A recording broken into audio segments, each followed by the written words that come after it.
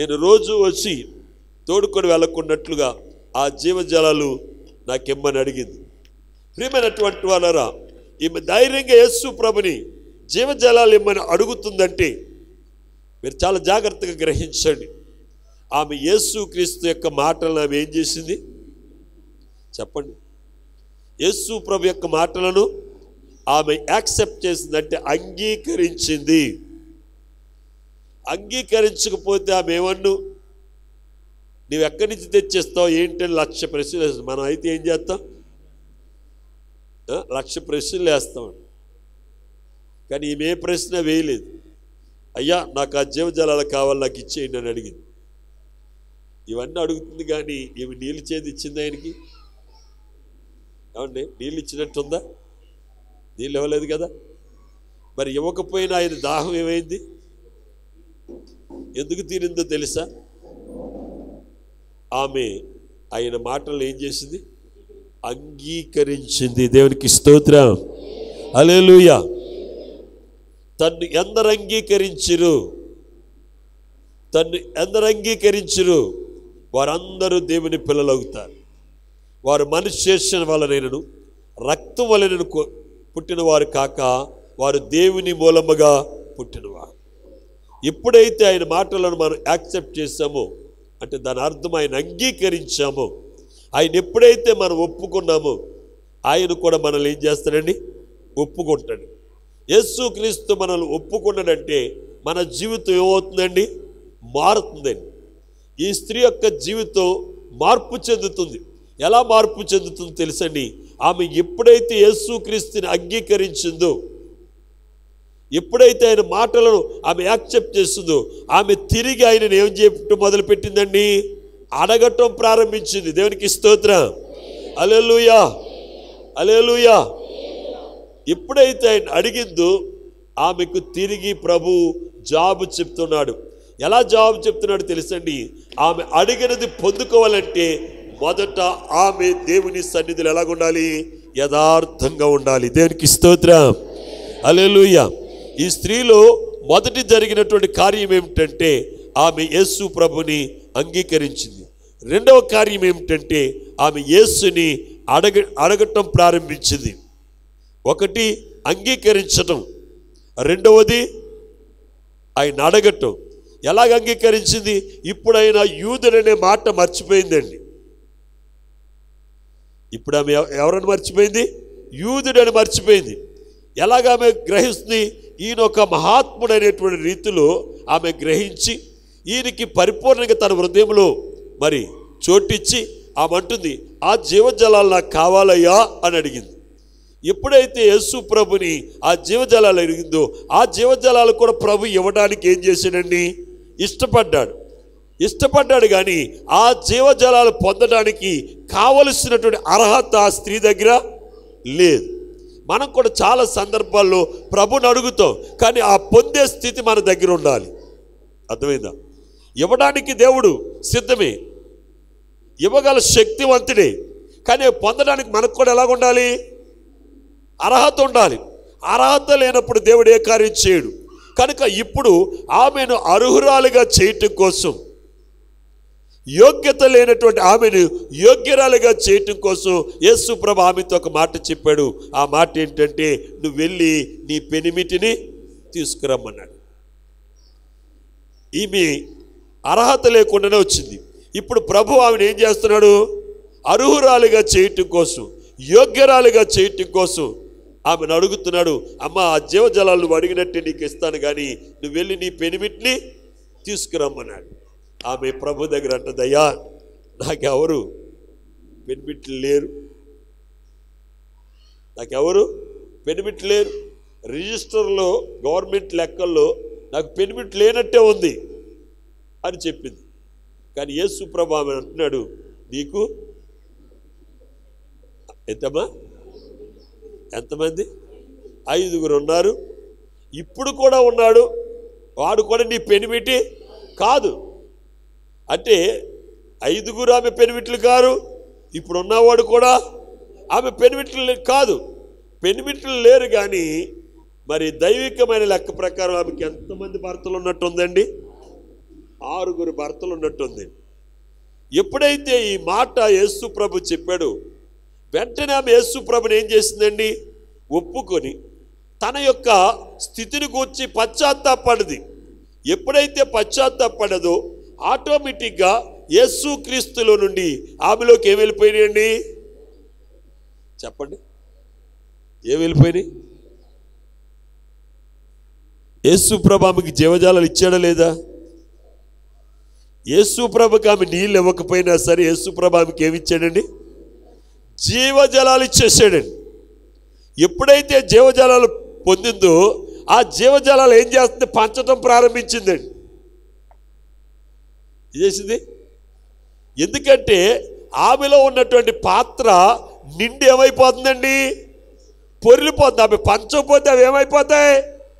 Waste అయిపోతాయి. కనుక ఆమె పంచడం ప్రారంభించింది. ఎవరికి పంచుతుంది? ఊరిలో ఉన్నటువంటి ప్రజలకు పంచడం ప్రారంభించిందండి. ఈమె చెప్తున్నటువంటి ఆ సాక్ష్యం ఏంటంటే ప్రభువు ఇచ్చినటువంటి జీవజలాలు. ఆమె ఎలా చెప్తుంది తెలుసండి? నేను చేసినవన్నీ, ఏం చెప్తుంది? నేను చేసినవన్నీ నాతో చెప్పిన వాడిని మీకు చూపిస్తాను. ఏమంటుంది ఆమె? ఆమె సువార్త, ఆమె దగ్గర ఉన్న సువార్త ఏంటి తెలుసండి? నేను చేసినవన్నీ, యేసు ప్రభు అని చెప్పట్లేదండి. నేను చేసినవన్నీ నాతో చెప్పిన వాడిని మీకు చూపిస్తాను. మొదట ఆమె యేసు ప్రభుని ఒప్పుకుంది. రెండవది ఆమె యేసు ప్రభుని అడిగింది. యేసు ప్రభుని ఎప్పుడైతే అడిగిందో యేసు ప్రభు ఆమెని అర్హురాలుగా చేసి ఆమె అడిగింది ఆమెకి ఇచ్చాడు. పొందేందుకు ఇంట్లోకి వెళ్ళి కూర్చోలేదండి.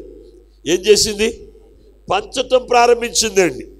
ఊర్లో జనానికి పంచేసింది. ఆ ఊర్లోనటండి ఒక్కడు కూడా లేడటండి. అందరూ ఎక్కడికి వచ్చేసారటండి? యేసు ప్రభు దగ్గరికి వచ్చేసారటండి. ఆమె ఏదేదో చెప్తే రాకపోదురు. ఆమె ఏం చెప్పింది? నేను చేసినవన్నీ. చాలామంది ఇవన్నీ వాళ్ళందరికీ చెప్తే వీళ్ళందరూ నన్ను సులకనగా చూస్తారు అని ఇటువంటి వాళ్ళు ఏం చేస్తారంటే దాచేసుకుంటుంటారు. ఆమె ఊళ్ళోకి వెళ్ళి చెప్తుంటే ఏం చెప్పాడు ఆయన అంటే, నాకు ఇదివరకు 5గురితో సంబంధం ఉంది, ఇప్పుడు ఒకరితో సంబంధం ఉంది, ఈ సంబంధాలన్నీ బయటెట్టేసాడు ఆయన. అంతే కదా ఆమె చెప్పింది. నేను చేసినవన్నీ నాతో చెప్పిన వాడంటే ఏంటి? నాకు 6గురితోటి సంబంధాలు ఉన్నాయి. 6 కుటుంబాల్లో ఉన్నటువంటి యజమానులతో నాకు సంబంధం ఉన్నాయి. నాకున్న సంబంధాన్ని కూర్చైనా చెప్పేశాడు. నేను చేసినవన్నీ నాతో చెప్పిన వాడిని చూపిస్తాను మీకు. ఈమె వాక్యం చెప్పలేదండి. యేసు ప్రభుని గురించి బాధ చేయలేదు.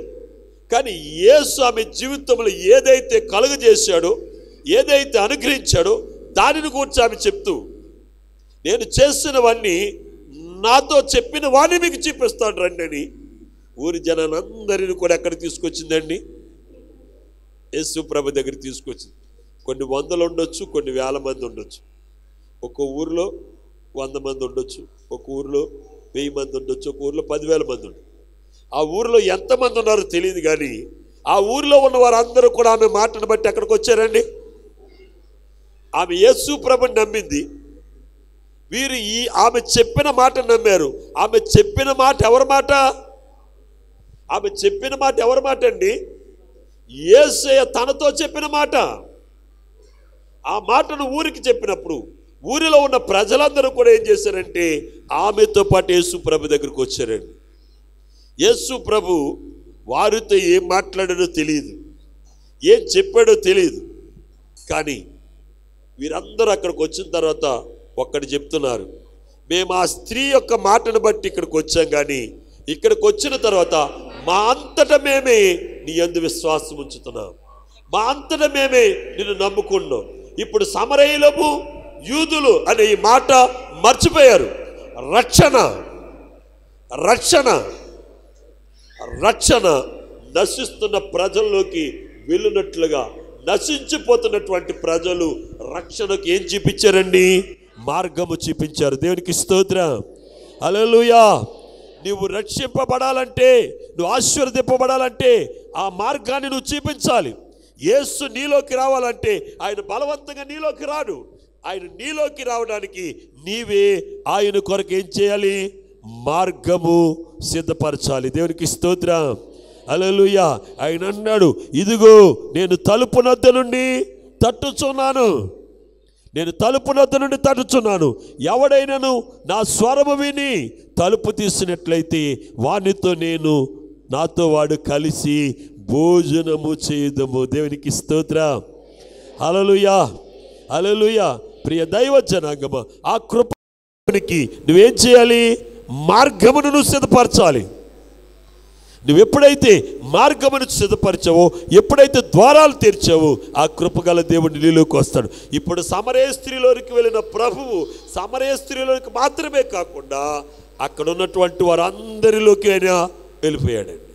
ఎందుకంటే ప్రతి ఒక్కరు కూడా ఆయనకి ఏం చేశారండి? అవకాశం ఇచ్చారు. ఎప్పుడైతే యేసుక్రీస్తుకి వారు అవకాశం ఇచ్చారో రక్షణ వారందరిలోనూ ప్రవేశించిందండి. వచ్చినప్పుడు సాధారణంగా ఆహ్వానించలేదు, కానీ వెళ్ళేటప్పుడు మట్టికి ఆయన ఘనంగా పంపుతున్నారండి.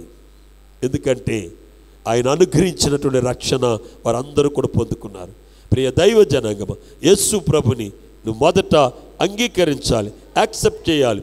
రెండవది ఆయన నువ్వు అడగాలి. నువ్వు ఎప్పుడైతే యేసు ప్రభుని నువ్వు అడిగావో అయోగ్యుడమైన నిన్ను, అయోగ్యరాలైన నిన్ను నీవు యోగ్యరాలుగా మార్చబడతావు. దేవునికి స్తోత్రం.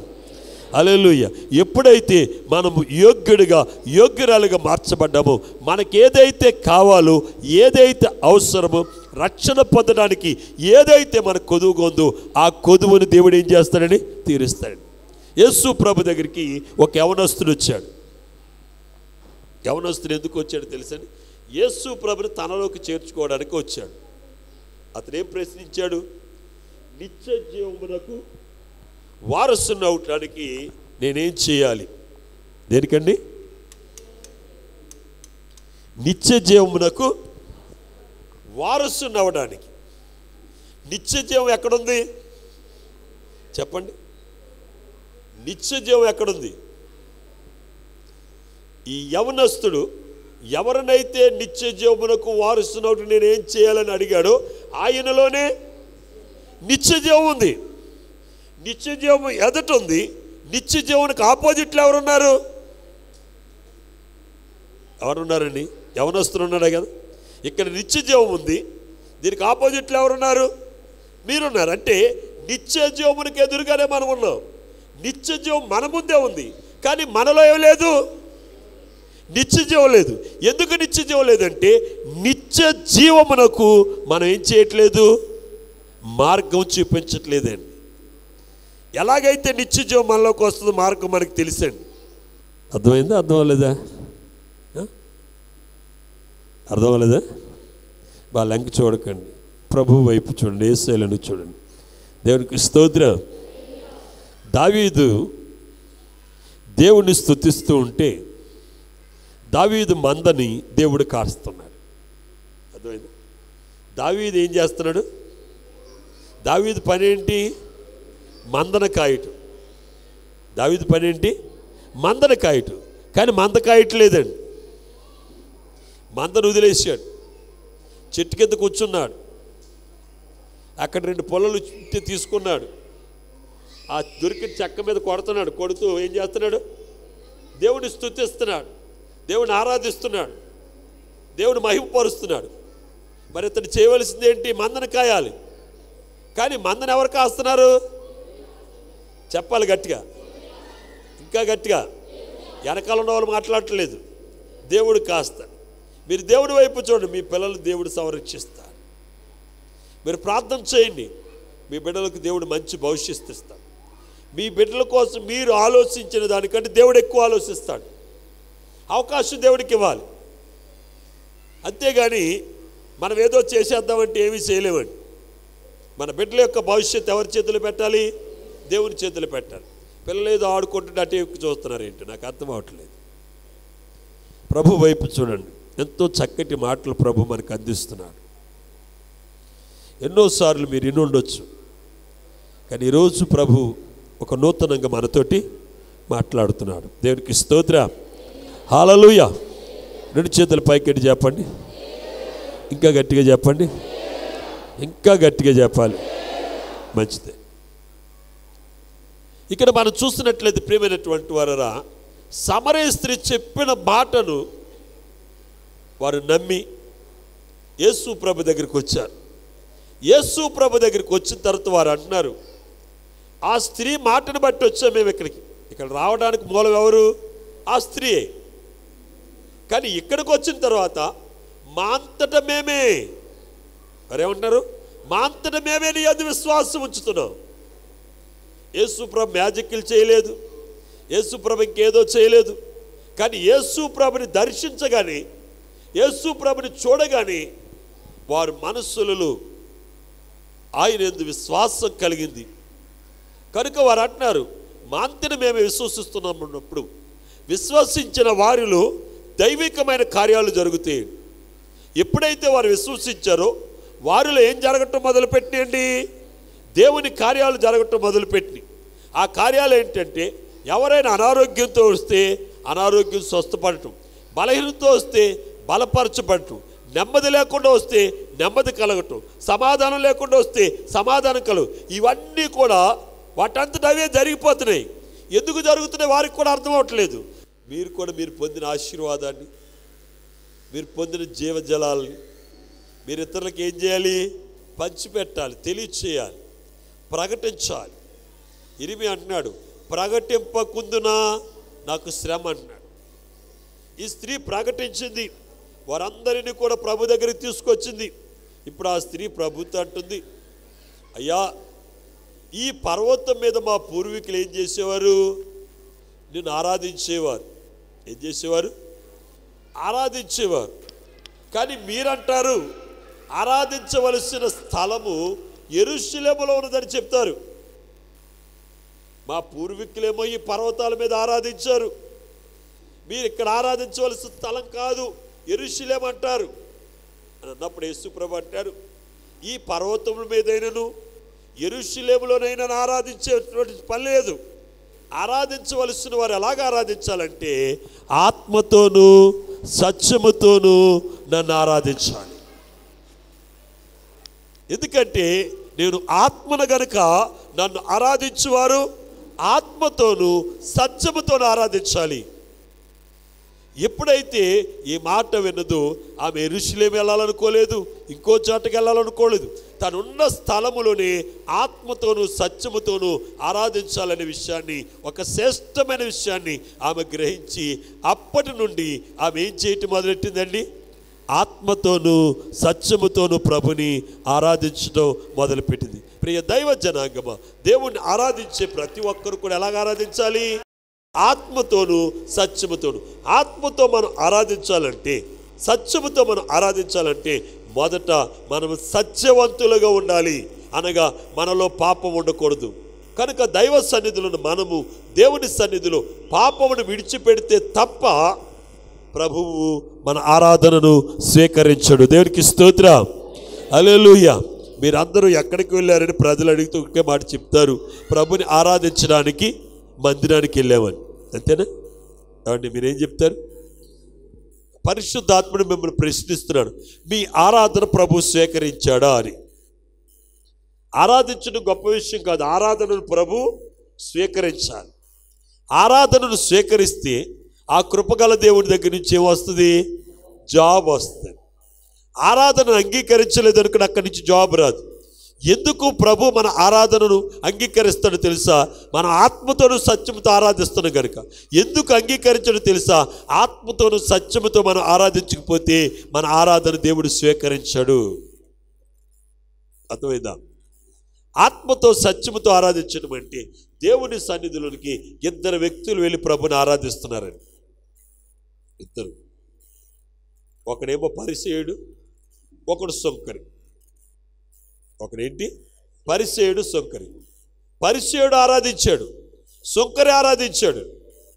పరిసేయుడు యొక్క ఆరాధన ప్రభు అంగీకరించలేదు. ఎందుకంటే అతను చేసిన ఆరాధన అతని చుట్టూనే తిరుగుతుందండి, అతని చుట్టే తిరుగుతుందండి. సొంకరు ఆరాధించాడు, సొంకరు ఆరాధన అతనిని విడిచి పైకి వెళ్తూ ఎక్కడికి వెళ్ళిందండి? దేవుని దగ్గరికి వెళ్ళింది.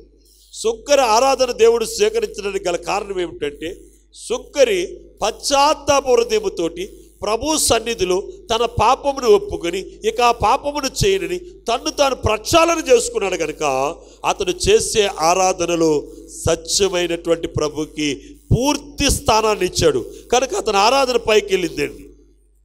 కానీ ఈ పరిసేయుని యొక్క ఆరాధనను చూడండి, ఎంతసేపు తనలో తానే చెప్పుకుంటున్నాడు, తన గురించే చెప్తున్నాడు, కానీ దేవుని గురించి మాట్లాడట్లేదండి. ఎప్పుడైతే తనతో తానే మాట్లాడుకున్నాడో ఆ మాటలు ఎక్కడుంటాయండి? చెప్పండి. నాలో నేను మాట్లాడుకుంటున్నాను అనుకో, నా మాటలు ఎక్కడుంటాయి? మీతో మాట్లాడుతున్నాను ఆ మాటలు ఎక్కడుంటాయి? మీ దగ్గరకు వస్తాయి. ఇతడు దేవుడితో కాక ఎవరితో మాట్లాడుతున్నాడు? తనతో తాను మాట్లాడుకుంటున్నాడు. సుంకరు ఏం చేస్తున్నాడు? దేవునితో మాట్లాడుతున్నాడు అండి, దేవునితో మాట్లాడుతున్నాడు. సుంకరి మాటలు దేవుని దగ్గరికి, అతను తల పైకి ఎత్తలేదు, తల ఎక్కడికి ఉంచాడండి? భూమి మీద కానిచ్చాడు. కానీ మాట్లాడేది ఎవరితో మాట్లాడుతున్నాడు? దేవునితో మాట్లాడాడు కనుక అతని ఆరాధన దేవుడు స్వీకరించాడు. కనుక ప్రియ దైవ జనాంగమ, మనము పాపములో ఉండి ఇంకా పాపమును చేస్తూనే ప్రభుని ఆరాధిస్తే ఆరాధన దేవుడు స్వీకరించడు. దేవుని సన్నిధికి వచ్చినప్పుడు మన పాపమును విడిచిపెట్టి ఆయన సన్నిధిలో భయభక్తులు కలిగి మనము ఆయన సన్నిధిలో ఎప్పుడైతే భయభక్తులు కలిగి ఉన్నామో అప్పుడు మన ఆరాధన దేవుడు స్వీకరిస్తాడు. ఎవడైనను నా సన్నిధులు యోగ్యుడిగా కనపడాలంటే వాడు దీనుడై నా సన్నిధికి వచ్చి నా మాట విని వణుకుచూ ఉంటే వాడిని నేను దృష్టిస్తానని ప్రభు చెబుతున్నాడు. అంటే ఆయన సన్నిధిలో ఆయన మాటలకు భయపడి మనం ఎంతవరకు మార్పు చెందాలో అంతవరకు మనం మారితే దేవుని యొక్క కనుదృష్టి మన మీద ఉంటుంది. యెహోవా యొక్క కనుదృష్టి ఎవరి మీద నిలిచి ఉంటుందో వాడు ఆశీర్వదింపబడతాడు. కనుక ప్రియ దైవ జనాంగమ, మీరందరూ ఆశీర్వదింపబడినట్లుగా ప్రభుకి మీరు లోబడండి. ఈ యొక్క సమరయ స్త్రీ ద్వారా మనం నేర్చుకున్న ఈ 3 పాఠాలను మనం జాగ్రత్తగా గ్రహించుకొని నాశనము నుండి నిత్య జీవం వైపు, ఎక్కడి నుండి? నాశనము నుండి నిత్య జీవం వైపు మనము నడిచినట్లుగా అయోగ్యులమైన మనము ఆయన యొక్క సన్నిధిలో యోగ్యురాలుగా మనం తీర్చబడాలి. అట్టి కృప పరిశుద్ధాత్మదేవుడు మనందరికీ దయచేయును గాక. ఆమేన్. ప్రార్థన చేసుకుందాం. అందరూ కూడా మోకరించండి, ప్రభు వైపు చూడండి, యేసయ్యను చూడండి. హల్లెలూయా, స్తోత్రం. పరిశుద్ధుడైన తండ్రి, ప్రేమ కలిగిన దేవ, ఈ మధ్యాహ్న కాలంలో నిండిన హృదయముతో నిన్ను స్తుతిస్తున్నా. నీ మహాకృప చేత కూడి వచ్చిన ఈ ప్రజలందరినీ కూడా మరి దీవించి విత్తబడిన వాక్యమునైనా ప్రతి ఒక్కరూ ఫలింపచి సమరయ స్త్రీ ఏ రీతిగా అయితే ఆశీర్వదింపబడిందో అనేకులు ఆశీర్వదింపబడడానికి ఎలాగైతే తను పొందినటువంటి రక్షణను ఇతరులకు ఏ రీతిగా అయితే పంచిందో, ఇతరులు ఎలాగైతే ప్రవహింపచేసిందో ఆ రీతిగా మేము పొందిన రక్షణ, మేము పొందిన ఆశీర్వాదం ఇతరులోనికి ప్రవహించినట్లుగా నీ కృపను అనుగ్రహించాయి. ప్రతి ఒక్కరిని దీవించాయి. విత్తబడిన మాటలు మంచి నేలలో పడ్డ విత్తనము, ఒకటి 30 దంతులు, ఒకటి 60 దంతులు, ఒకటి 100 దంతులుగా ఎలాగైతే ఫలించిందో అలాగా ఫలింపజేసి నీ రాకడకు మమ్మల్ని సిద్ధపరచమని యేసు క్రీస్తు పరిశుద్ధ నామమును బట్టి ప్రార్థించి స్తుతించి బ్రతిమాలి వేడుకున్నాము తండ్రి. ఆమేన్.